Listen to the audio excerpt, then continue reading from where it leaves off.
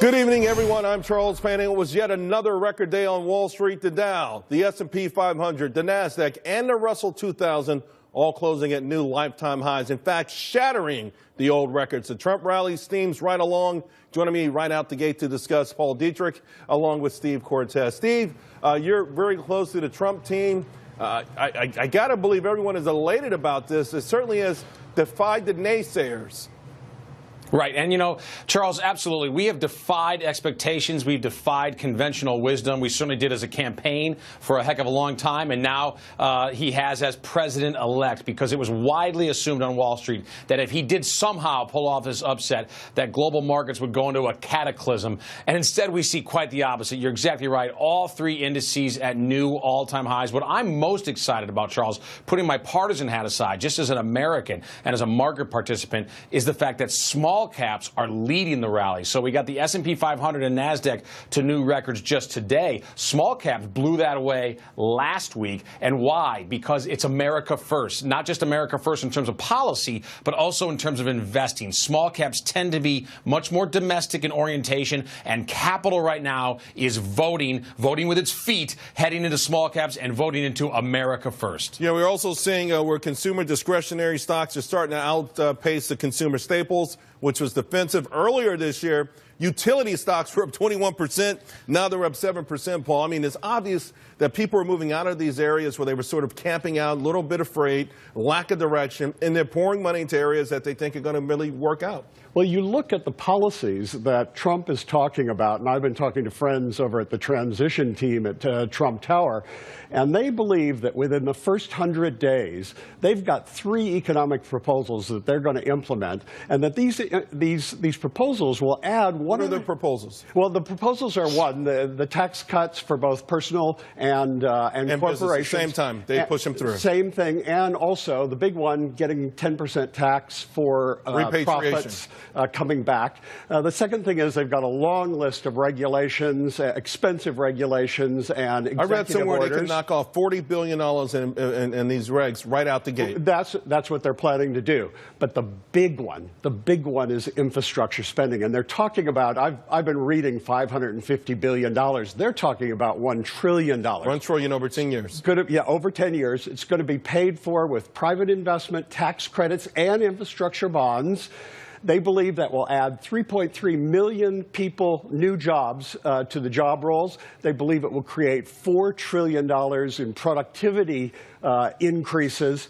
And if you think about it, we've got a mediocre growth of 2% in the GDP right now. This would bring us up to 3.5% to 4% growth, which is, you know, kind of JFK and Reagan years growth. Right.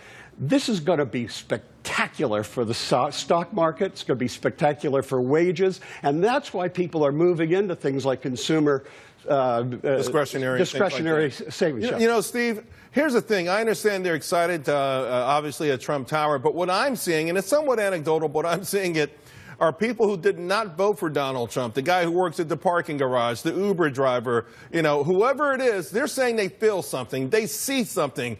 And in my mind, I've always said that to have true economic success, everyone's got to buy in. It looks like everyone's buying in.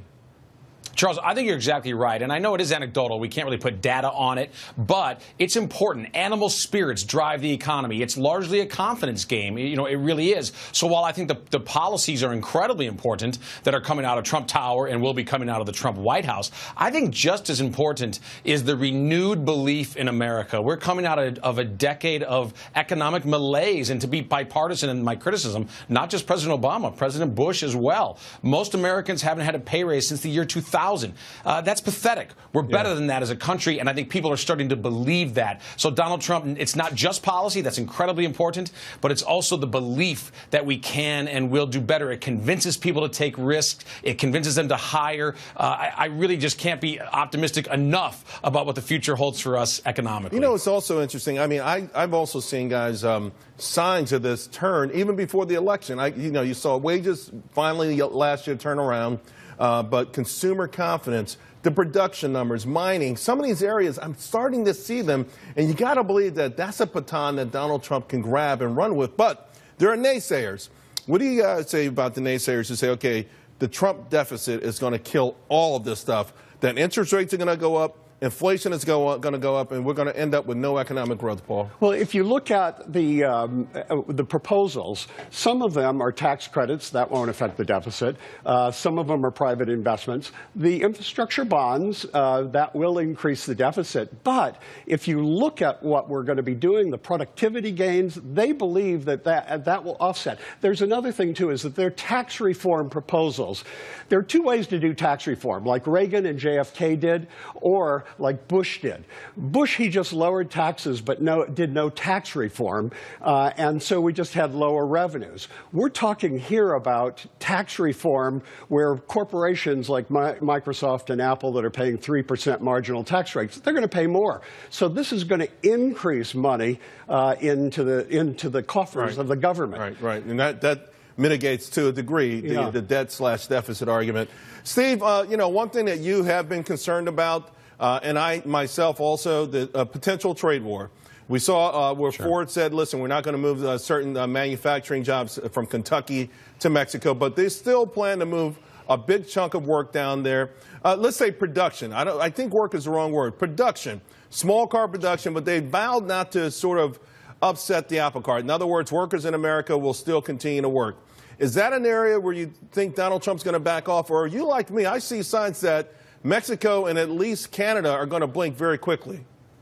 Well, Charles, I think they will because they have to. And I think what Trump said during the campaign is very accurate. We act like we have a strong hand when, in fact, we hold all the cards. Now, look, no one wants a trade war. We are in favor of trade. It has to be fair. There has to be reciprocity. But I think in the end, whether it's Mexico, Canada, friendly countries to us, or China, maybe not so friendly, all of the above, they're going to have to blink because they need us far, far more than we need them. We need each other, but it's not an equal partnership. Thank goodness. We hold the cards. And so I think, too, what's important here is interest rates, and you're right, we have to be careful about the deficit. Interest rates have risen dramatically since the election. So far, I think that's a very good thing. It's because the bond market believes in growth. It believes that there won't be a trade war. It's just going to be sustained American growth. I think that's where we will end up. I think markets are pricing it pretty correctly. What do we want, by the way, Steve, from China?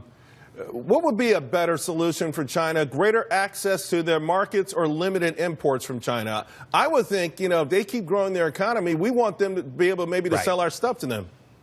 Amen. Exactly. I don't necessarily want to reduce imports from China. I want to increase our access to their markets because you're exactly right. We want to.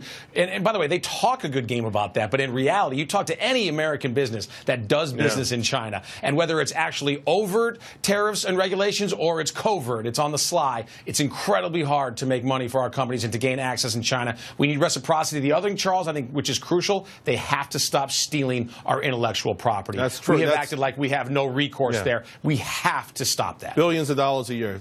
Paul. Charles, there's one other issue. The tax rate, the corporate tax rate in Canada is 18%, in Mexico it's 17%.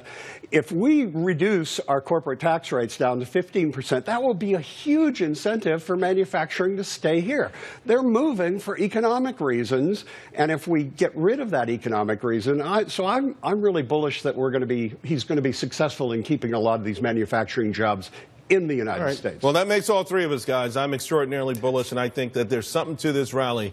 It's not the artificial rally that the Fed has tried to induce us into, but something that's more organic and more sustainable. Thank you both very much. Appreciate it. Thank you, Got breaking news for the